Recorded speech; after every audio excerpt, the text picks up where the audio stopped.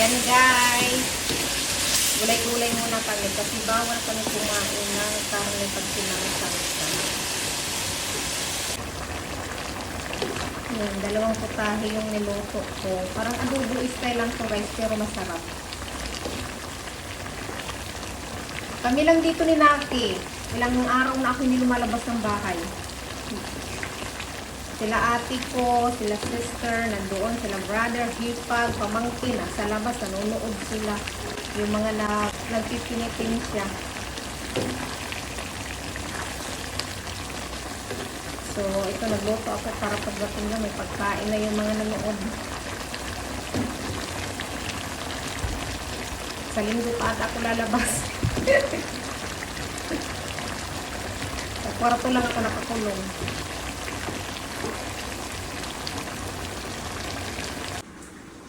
Kain tayo guys. Ito po yung kamuti. Ha? Sige, ano lang.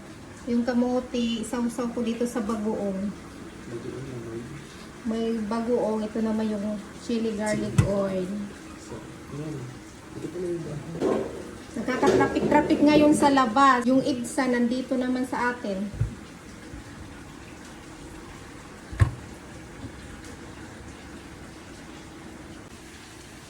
Yung guys, kain po tayo.